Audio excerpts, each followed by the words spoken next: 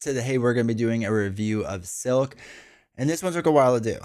For those that don't know, whenever I do reviews, I like to play 12 games with the hero each time. And a lot of times when I do it, because it takes a little while to set up the game or whatever, I play the hero like 2 or 3 times in a row to like help speed up the process a little bit.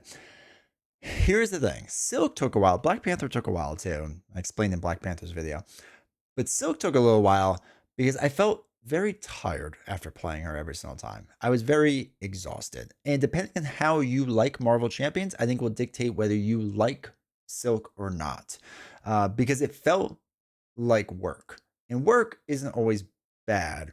It can be bad if that all makes sense. That felt like a lot of rambling. So, what we're going to do first is get into Silk's cards. We'll go through them all. And then we'll talk a bit about her at the end and my thoughts and all that fun stuff. So let's go check out some Silk cards. Now, really quick, before we get into it, do me a huge favor, hit the like button, hit subscribe if you're listening on the podcast, leave a 5-star review, maybe write a review. I don't really know. All that stuff really helps out. Really appreciate everyone that's done that. So thank you. All right, Cindy Moon, our Silk hero. She's a genius. Huge. I love the genius trait because of ingenuity. So look for a resource generator with her, which is really nice. Because I think some of the other spider heroes are genius too, right? Or like one of them is. I feel like one of them is. And I'm drawing a blank. But genius is huge. Get the web warrior hero a resource generator because they don't have like a naturally built one. Let me phrase that. They don't have like a generic one. The Avengers have one, right? The X-Jets one, like things like that. Like they don't have that. Anyway, Cindy Moon, 3 recovery. Not the biggest fan of 3 recovery. It is the lowest amount in the game. I understand it's the most popular amount, but it is the lowest amount. So wish she had more. That's totally fine. 6 hand size, 10 hit points. Now, so if there are more than 4 tuck cards here, discard all but 4 of those tuck cards. What does that mean? We'll get into it in a little bit. Action, discard a tuck card from here. Draw 2 cards, which is a bonkers alter ego action. I leaned into this so much flipping down with her. It was fantastic. All right, so hero side 1, 2, 3 stat line drops down to 5 hand size, still 10 hit points. She is a web warrior now, no longer intelligent. If there are more than 4 tuck cards here, you discard those 4. It's fine.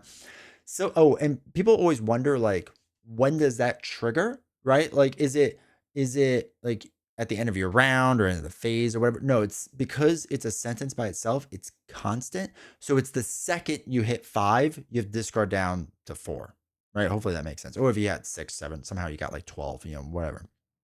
All right, Silk Sense. Response. After you defeat a minion or side scheme or resolve a treachery card, tuck that card under here from the encounter discard pile. Big important note with this is that it's from the discard pile. So people had questions with like victory cards. If it goes in the victory display, it would go there. So it's not like it gets cleared out and goes to your deck.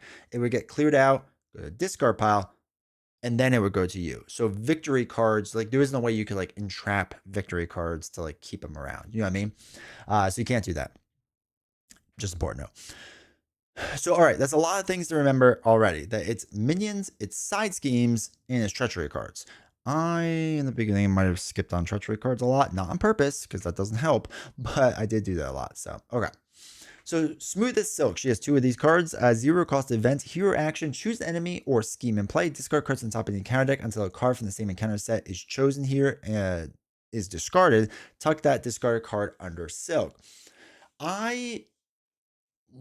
It's interesting that it's enemy or scheme because this could be like 2 different things what you're trying to gear up for, but whatever. So I didn't use this a ton because I once I got the tucking engine to go, and again we'll get more into this in a second. Once I got it to go, I felt like I was fine, like it wasn't an issue. So I really didn't use this card that much. Like I forced myself to use it, but not like a ton. Like it just I don't know. Like it just didn't. The trade off didn't seem really worth it to me 70% of the time. So be interesting to see if people did use it. All right, Swinging Silk Kick. 3 copies of this, 3 cost event, aerial attack superpower. Deals 7 damage to enemy. Again, they're really getting away from this 3 for 8 thing. But you may discard a card tucked under Silk of the same encounter set as that enemy. If you do, deal 2 additional damage, 3 for 9. Let's go. And it gets overkill. Super strong card, right? You could do minion slaying builds with Silk. You could do a lot of like high damage things with Silk. It gets really kind of crazy with her. It's a really interesting card. All right, Wall Crawl is a superpower card as well. So we're going to be looking into Def Focus at this point, right? Def Focus? Yeah, Def Focus. Makes your superpower cards one cheaper because you can play Wall Crawl for free, right? Swing Grab Kick gets down to a double, or it goes from 3 down to 2. All right, so superpower thwart, hero action thwart, remove 2 threat from a scheme. Not great, Bob, right? 1 for 2, not great, but choose a scheme. You may discard. So again, this could be the same scheme or a different scheme. You may discard a card tucked under silk with the same scheme set. Chosen scheme to remove 3 threat from this chosen scheme. Let me say that again because that's a lot of words for what it's trying to do. Choose a scheme. Okay, I choose you, Pikachu. You may discard a card tucked under silk from the same encounter set as a chosen scheme to remove 3 threat from the chosen scheme. I feel like there was a way that you could have thrown that into ChatGPT and shortened that sentence a lot because that was a lot of words to like do that, but whatever. Long story short, 1 for 2 is not great, but 1 for 2 and throwing away a tuck card that you could probably easily get back to remove another 3 from either the same threat or a different threat. Side scheme, sorry. Huge, right? Absolutely huge. I like really good card when it works out well. I had a tendency a lot as solo play to let that main scheme kind of build up more than I usually would, and then just wall crawl it down to like nothing. It was really solid. All right, get the scoop, player side scheme, 0 cost, 4 threat gets put on, alter your action, exhaust your identity, remove 2 threat from here. Any player may trigger this. When defeated, the Cindy Moon player, so any people can go help out Cindy Moon, looks at the top 2 cards in the encounter deck and tucks one of those cards under the identity. The other one would just be placed back on top, right? So I never really use this, right? Like I never use. Now you can just like remove threat off of this. So if you used wall crawl to help remove threat off of this, you could do that to like tuck a card. I basically played this card that like if I somehow blew through all my tuck cards or I needed to cycle out tuck cards or whatever, I would do that. But the vast majority of the time, like I didn't use this card really, like maybe a couple times, but nothing too crazy. Albert Moon. Beautiful, beautiful Albert Moon. 2 cost support. Persona card, alter ego action, exhaust Albert Moon. You get to choose to either tuck the top card of the encounter deck under Cindy Moon, bonkers, or heal 1 damage from Cindy Moon for each tuck card under her, possibly bonkers, because that's a 4 recovery, possibly. Albert Moon is what makes Cindy Moon work, like just honestly. Getting this card early and trying to time your flip downs the best possible time. So basically, when you first flip down, right, you exhaust them, get a tuck card, then next turn before you flip up, exhaust them, you get a second one. We're halfway to the max of 4 now, right? And we haven't even resolved a treachery, a side scheme, right? Like nothing. That's crazy, right? Like that's really, really, really strong. Albert Moon is a card you should 100% prioritize. If you're having a hard time with Cindy Moon, prioritize Albert Moon. Get that tuck card engine going. And we'll get into some of her pitfalls in a second that he may not be great, but lean into that and you'll be much better off. J. Jonah Jameson, the true hero of Spider-Man, because he didn't give up Peter Parker's identity in the movies. True hero. 3 cost support, persona card, alter ego action, exhaust this card, search your deck and discard pile for the get the scoop and put it into play. I don't think I ever use this card for that, but sure. The better action is that you can just exhaust this card. Doesn't have to be alter ego. Could be hero. Could be whatever you want. To just remove 2 threat from a side scheme. There are so many side schemes out there nowadays that's just like free money, right? That's just free. That's amazing. Well, it's not free. It costs you 3. But that's just an amazing card. I am not the biggest fan of player side schemes. I don't enjoy them as much as other people do. But there is a good argument that you can have a very heavy player side scheme deck with Silk. So 1, you thin out her deck because everything goes in the victory display. And 2, it's really easy to remove stuff from those side schemes because of J. Jonah Jameson, the true hero of Spider-Man. So I have been messing with that more. And I'm more thankful to this card now because, like, again, I don't care for player side schemes. I understand they can be really strong and all, whatever. They're just not for me. I just haven't found them super enjoyable. But this card has now kind of opened up a pathway where it's a little bit more enjoyable for me to play player side schemes. And I finally kind of gone down that rabbit hole a bit more. Not like a ton, but like a bit more. So love this card. Super strong card. All right, Eidetic Memory. 1 cost upgrade superpower card. When you reveal a card from the same encounter set as the card tucked under your identity, exhaust Eidetic Memory to swap those cards. Reveal the card that's been tucked under your silk instead. This was weird. This was weird. So I like the idea of this card.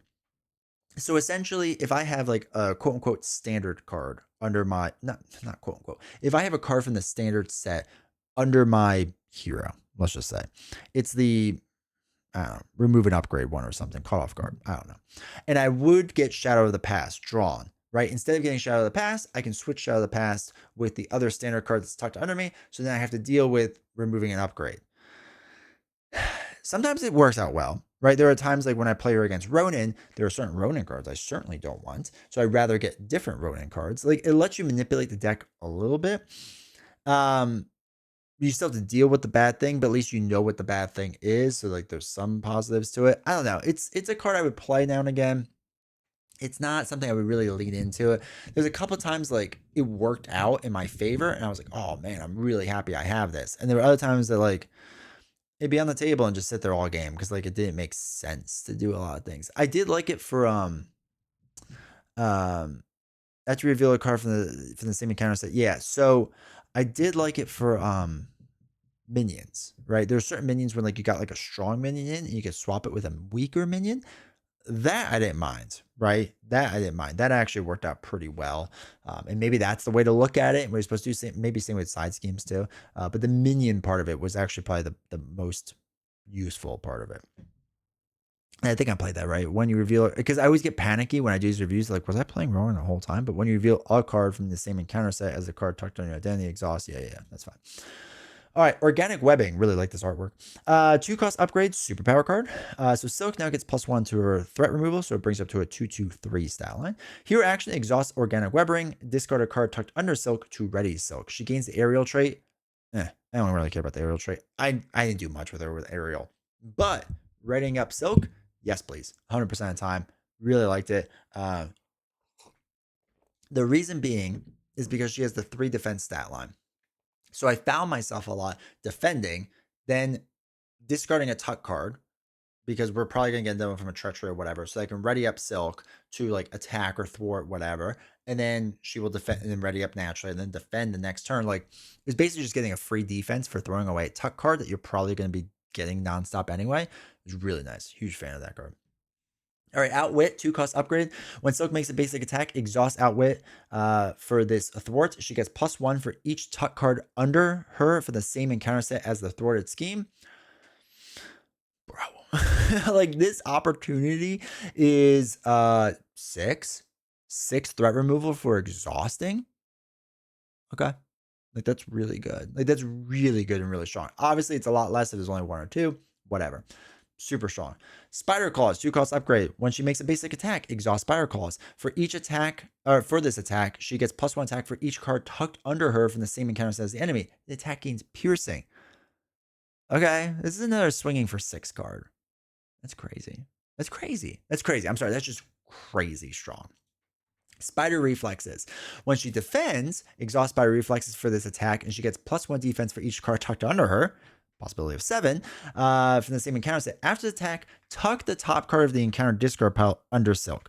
So now we have, for those that don't get this yet, we have basically a free economy here, or freeness. I don't even know what to call it. It just makes me so excited. So I defend with Spider Reflexes. I tuck the top card under, right? So if I was at 3, I now get 4. So let's say I only defend for 6. Oh, so I only defend for 6. I tuck that card under. When I start the next turn, I do Organic Webbing with that top card I just got. I throw it away and I ready up. And if I never touch the other 3 cards, I can just cycle that over and over and over and over and just defend for 6, and I don't have to worry about most villains at this point, and I get to ready up every single round for a free attack, or for not free attack, but a thwart or attack, where all I have to do is, as long as it matches, I get to do crazy amounts. So I can either swing for, let's just say 3, right? +3. So I swing for 5 or I thwart for 5. And that's not including her, cards of the events, right? We're not even worried about that at this point. Like, this is bonkers strong. So it gets to the point where you actually start not wanting to throw away cards for wall crawl or swinging Silk Kick. It's not bad, but like I had a tendency to like not throw away those cards until like I really needed to. But yeah, I mean, this is just, it's crazy. Her upgrades or out of control strong, in my opinion, in like a good way. I know that sounds negative, but in a good way. That little engine build I just told you, again, organic webbing into the spider reflexes, or spider reflexes and organic webbing, I guess. Broken combo, borderline broken combo, super super strong. Highly recommend. Once you get that going, the game's almost easy mode at that point. Now, does she have weaknesses? Yes. So that combo I just talked about works best if there's no minions, right? If you're getting like pinged by minions constantly, ugh, bad news bears. Now, good news is that you have your attacks with like your attack cards, and if you can attack, if you have the ability to throw away another card to ready up again, right? With what you might call it, organic webbing. Now that would kind of mess you up for the defense. Well, no, you wouldn't be able to defend to do it. So like if you didn't defend, you had an ally take it, you can like ready up twice or ready up once with organic webbing, take out 2 minions, something like that, right? There's a couple of things I guess you could do. But yeah, it's she struggles for sure against minions. So this is why I don't mind playing on aggression, because aggression can kind of make up a little bit for that for you. A leadership build with a web warrior ally swarm works really well, because web warrior allies are super strong in my opinion. So being able to lean into them to take damage for you, deal with the minions. Using Peter Parker Spider-Man, still a broken card. I would use it 100% of the time with Silk, because it's just too strong in my opinion. So yeah, it's super super good. I played I played Perfect Protection. The thing is, like, you don't really need the events because she defends for so much. So you just do like armored vest and that different stuff. And then I lean into just getting minions to control things. Like in protection, she does like a really weird perfect protection build, in my opinion. Where like a lot of times perfect protection, you're playing defense cards to like bolster your defense. You generally don't need to when she's built out because she's so strong. So I did more to either ready me up so I could do several ready ups, or I just did a lot of allies to kind of like again deal with minions. To me, that's her biggest weakness. Is she doesn't have a good way to deal with minions. The side scheme thing can be a little tricky too, but the her event card, the wall crawl, helps. But then you gotta be able to flip down tuck. Justice is good because you can confuse your enemies a lot. So confusion allows you to drop down more, which allows you to like get more of your tucking thing with Albert Moon going on. Really strong way to play. Highly recommend. Again, I put Professor X in most of her decks. Just confuse the enemy, pop down, he thwarts a lot, whatever, move on with their life. I could use Albert Moon. So that's really strong. There are a few aggression cards. Not few. There's like Psylocke aggression. Is that what I'm thinking of that can confuse an enemy? I'm pretty sure. So there's different things like that, right? She feels like she has a bunch of different paths to build, right? Like leadership, I was really just in the web warrior ally swarm. Aggression can help with her minion slaying. Justice with the confused build, plus help her with like dealing with side schemes. And defense, there's a lot of things. I'm sorry, protection, there's a lot of things like either perfect defense or ready up builds, whatever. So it feels like she has a lot of options, which I really like, to kind of help shore up her weaknesses. The hardest thing about her, there's two hard things in my opinion. One, where she gets bad, quote unquote bad, is when you're dealing with like crossbones, let's say, or the hood. You're dealing with a villain set that has a lot of mods, because the tucked cards have to match the thing of what you're trying to do, right? So if I'm playing against the hood and I want to deal damage to the hood, having 4 tuck cards against the hood is really strong. But if they are 4 tuck cards from 4 random modular sets, I don't get that +1 attack against the hood.